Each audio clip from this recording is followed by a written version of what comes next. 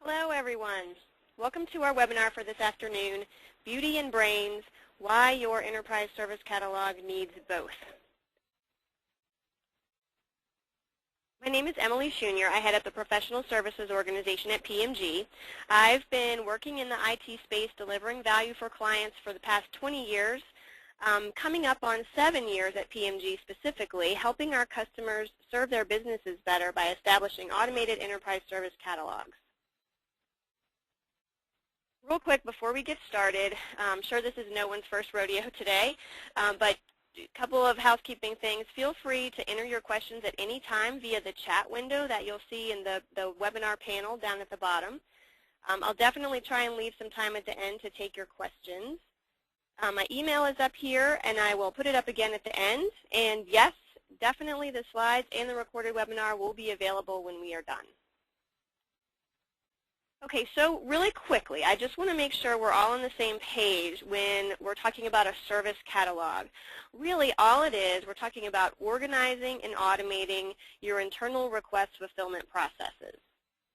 So what I'm showing you here, you can really see we're trying to emphasize the concept of an enterprise catalog because honestly, your end users do not care whether it's IT or HR that's fulfilling their onboarding request.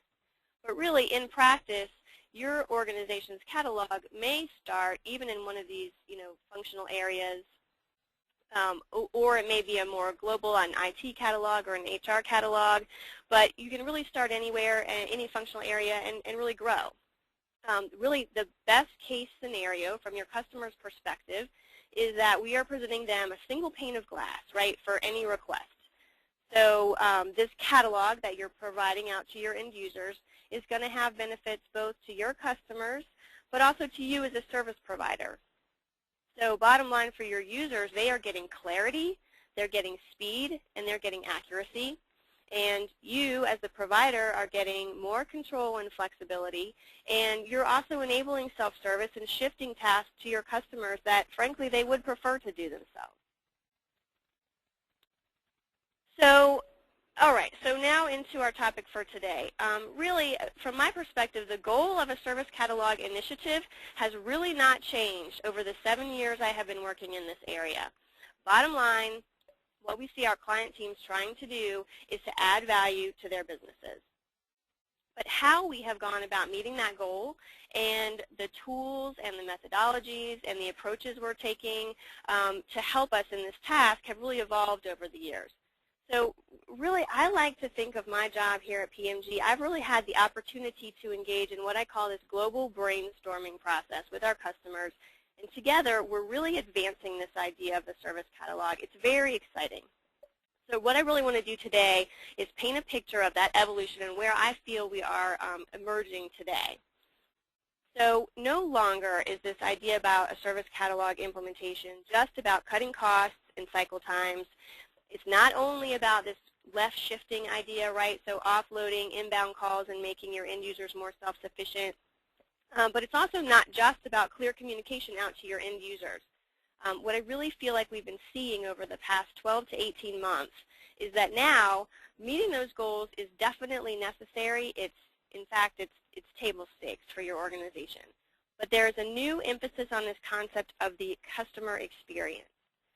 So customer experience has been applied to consumer products, but now we find that there is, applications in our world to your service catalog as well. I'm sure you've all heard the old saying that it's 50% what you say and 50% how you say it. Well, that customer experience is the how you're saying it. And the point here is that you're not going to get through with your fantastic automation and your fantastic content if you're not saying it well in a way that's credible. So really it's about perception, how your organization is perceived by the business, and to the extent that you create an excellent customer experience, you can create a valuable brand for IT that supports and reinforces your other goals. So when I first started, I'm going to kind of take you sort of through my own progression here. So when I first started helping customers with actionable catalogs, we were really very laser focused on the functionality. So back-end automation, integration, all of this is very critical. We wanted it to work, and we wanted it to be reliable, and we wanted it to be fast. So here you just see a picture of the PMG workflow engine, visually processing requests. We're routing approvals and integrating to back-end systems and pushing out end-user notifications, right? And that is great, and that is very important, and your catalog still has to be a workhorse. Because, honestly, your customers won't care how pretty it is if they still have to wait weeks or months for, for their employee to be fully onboarded. Okay, so that, again, very important stuff, and that's what we focused on for, for the majority of our projects for years. Okay, so then we have this concept called ITIL. And it's about this same point that we're really also at the front end of ITIL adoption, at least here in the U.S. I know ITIL v3 was actually published out the same month that I joined PMG. Now, I'm a huge fan of ITIL, and you may not be able to tell by my picture here, but I'm really attracted to it for a lot of the same reasons that we all are. It brings much-needed clarity and organization to our world that, frankly, can feel pretty chaotic much of the time. So the concept of service catalog within ITIL, what I saw is that it very nicely supported what my customers were trying to do. But then the flip side of that, what I really saw people struggle with was how to really drive business value with ITIL service catalog concepts. So we saw, folks focusing these vast resources on publishing out reams of documents, right? So very nicely formatted, templatized details, all very organized. But the end result seemed to be a lot of static documentation represented here by our lovely binders that while I feel like the exercise of going through and creating and gathering all that information may be very useful to those involved, never provided the significant value to the end business user that folks were hoping for. So these service templates were also, usually or often tediously long, riddled with jargon. So over the years, we've really wrestled with what to do with that. So obviously, we see at this high sort of academic level, it's important to understand your work as services and providing clear communication to your customers. But then the question we had is sort of, now what? So how do you take the next step and make this really useful to your end users? So more recently, shifting gears a little bit, more recently there's this major growth and movement in this still emerging area of cloud services. So pretty suddenly we had customers scrambling to compete with external IT service providers in a huge way. And I promise you, I was not thinking of ITIL service catalogs one day when I went out to look at the Amazon EC2 offering. It was really more to understand the cloud offerings. But there it was. It was like when I went on to the site to start browsing through it, it was like the clouds opened and angels started singing, and I'm thinking, holy smokes. They have created a valuable service catalog that they've published out to their end users in a really useful way. So, look here at the easy navigation through this, how it's written for the end user. It's not written for IT. There's not details here that aren't relevant to the end user. Here's another page, right, where you can go and figure out your pricing. So you can nav through these nice tabs here, indicate what type of instance you want to spin up, where you want to put it, get your pricing, and then obviously you can still jump to some other really useful information over here. And look, your Create Free Account button persists. And when you are ready, you can get right down to business.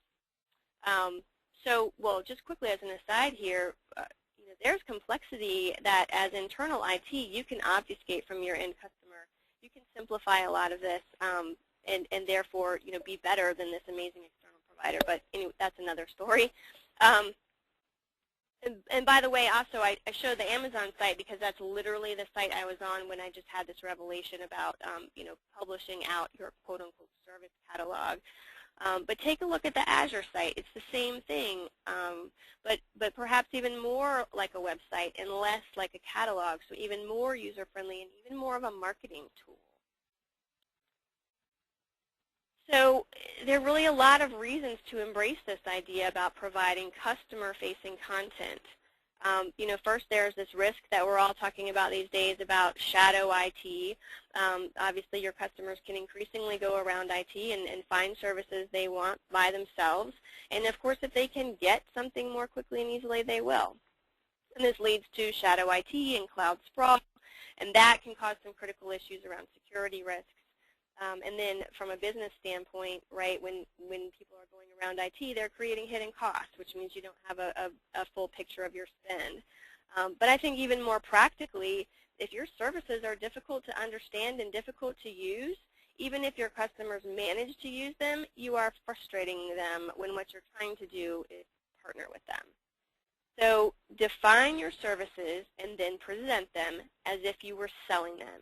And think of your online service catalog as your website. Okay, so far we're really just talking about utility, right? Does it work? How well am I communicating to my customer? Am I talking to them in their terms, or am I talking to them in my terms? So there's a final piece here, and this also came to me pretty suddenly. This was about a year ago, working on a very cool project with one of our clients, taking, like I mentioned in that first slide, taking their catalog, which had been limited to one functional area, and really expanding it out to become their enterprise service catalog. So we worked on the layout and design of this for weeks. I think some of these folks may be on the call, so hi guys, you know who you are. So these folks that had worked so hard on this design for weeks and weeks took it to their execs, and the execs said, it looks like another internal tool. Make it sexy. So an internal tool, that really hit me really hard too. So their original mock-up was what I feel like is sort of a direct descendant in a long line of internal IT tools that have kind of cartoons and fonts, and I think these were originally intended to brand IT as approachable and user-friendly, but really in another era when the end users were intimidated by technology and we needed to make it, cute and fun. So then I was suddenly thinking of Olympic mascots. So here's the gang from Sochi, and many of you may not recognize this guy is from the Atlanta Olympics here in Atlanta. So really today your end users have totally different experiences with technology. Those, their expectations are going to be set by their own consumer and social media experiences. And guys, no one over the age of 4 is going to want to use an app or visit a website that's cute, right?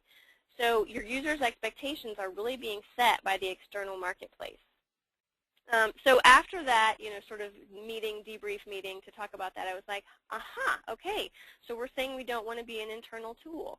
Well, we're all trying to be seen as IT service providers, so I actually just decided, now that I've got this concept in my head that your service catalog is really your website, well, let me go see the website, aka the service catalogs of the best IT service providers. So this wasn't my list. I went out to the Fortune site and found the top 10 IT services companies and just kind of took a look at their sites. So let's look through some of these, right? So we're seeing these are not cute internal tools, right? These are really world-class, websites that engage, great design. You see these, more high-tech images and some great color schemes that kind of hold all the content together here. You start to really notice that your eye gets drawn. You want to click the Learn More. We keep looking through some of these. Some of these are using full screen width. It's a really nice thing we're seeing these days. So get through these, and really what you're seeing is, let's see, I'm going too fast. So what we're seeing here is branding. This is marketing. It's design. And really all of these sites, they're delivering a message to your end users the second they land on your service catalog homepage. You're telling them we are smart and competent. We can help you with your business problem. We are world-class and highly sophisticated. We can handle it. Right? These are the sort of emotional messages that these sites are intended to give to the end user. So again, we're kind of in a new world here with expectations that are getting set by our end users' consumer experiences.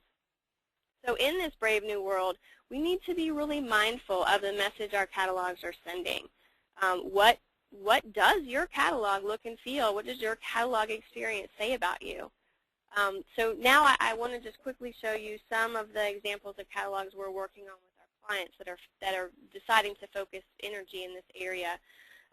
So we're using a lot more website features. So again, you can see here lots of images, lots of, maybe links to additional content that we want them to be, have access to. Again, we see this idea of a rotating image, a design concept that's kind of pulled through the entire site. This one is showing you this sort of concept of a report dashboard that may be really useful to your end users. This one allows you to still really quickly click through the categories of services that you're making available to your end user, but at the same time pull forward some other information that may be interesting to them or relevant to them or critical for them to get to quickly. And you see that it's just all packaged in a much more rich, modern way that's really delivering that emotional message that you want to deliver to your end users. So, I understand, right, that this design element is throwing us kind of a curveball. It's extremely important in your catalog. Before you throw up your hands, though, and say, great, well, now I need this whole new skill set and this whole new, wrinkle in my catalog, we just let you know we get it. It's not going to happen if it's not easy. So one of the things we're really trying to do within our product is create easy administration for some of this. So, while initially, if you have some design expertise within your organization that you can leverage to initially set it up, that's great. But thereafter, really changing out the rotator images and modifying the graphics and changing settings and changing out widgets, we want to make this all available to same internal teams that are supporting your catalogs today, so that this doesn't become one more task and one more skill set that you somehow have to find resources to cover. So let me summarize quickly. We have, I believe, really come to the next evolution of service catalogs. Today, it's very much a given that the technology will work. You still have to have that laser focus on the integration and the automation. You have to be cutting costs and cycle time, and you have to be left shifting. That's still table stakes. It has to work. But now it's imperative that we also focus on design and that customer-focused content. So work with your business users. Ensure the offerings are easy to understand. You want to make sure that you present the content that's useful to your customers and that they get it the way you've laid it out. And if you're not sure, ask them. Also, want to let you know this design is important. Branding your organization is important. But you don't have to start from scratch with your design. You will be able to leverage a lot of what your company already does. They will have style guides published out, and there will be a lot of work that you can sort of stand on shoulders. So you just really need to be conscious of the message that your site conveys. So if you haven't thought about the design, you will be conveying a message, and it may not be the one that you intend to convey. And all of this will drive adoption by your customers. Showcase the value that IT is delivering to the organization, and then back to that overarching goal, we want to be adding value to our businesses. So that's it. That's my simple message about my 7-year path to understanding where we are today with the service catalog world. Happy to take a few questions. We definitely have a few minutes here. Okay, let's see. First question. What is involved in creating a design like you've shown? Well, we have customers that are focusing sort of more, high, medium, and low sort of effort in this area. And what we'd really love to tell folks is that any effort that you put into this will be rewarded. So we're trying with our catalog to make some nice out-of-the-box templates that you can use. Take those, take the layout. We've put some work into those, and then on top of that, you can put a lot of styling and branding that will really match with your corporate theme, and all of that can be done very, very easily. You do not have to put a lot of work into making a really, really nice looking site. If you do want to take it a step further and make some modifications and do some additional, very specific and very, detailed branding and styling on your site, we definitely have customers that will, that will bring in a designer from in-house that can do some very detailed things around colors and fonts and so forth. So there's really a range. There's a continuum of things that you can do, and it does not have to be, a massive new, work thread. You can do it in a pretty easy and straightforward manner, and still get some really, really crisp-looking results. Okay, what's a good way to make sure that you're creating services that are described in the right way for an end user? Okay, so this is a great question, and again, it's one that doesn't necessarily have an exact answer. I think it's a really helpful thing to do to go look at some of these, external quote-unquote service catalogs. Like really look through the EC2 site, really look through the Azure site, get a sense of how they're presenting information and what information they're presenting. Come up with kind of a draft. Maybe take what you have and kind of re-chunk it into these, more sales messages, right? But then I think this critical piece that people often forget or leave off is, the idea of opening it up to the business users. So can you identify some people that will give you feedback? And, this, again, doesn't have to be a ton of work, but people would love, generally, to get in a focus group and give you some thoughts and ideas and give you feedback on what you've done. And typically when you do that as well, that shows that tends to be a good sort of talking point when you're talking about your initiative to the executives too. So they'll be more willing to support your efforts if they know that you've gone the extra mile and you have talked to folks outside of the IT organization, and that this is going to be received really well across the board. Okay.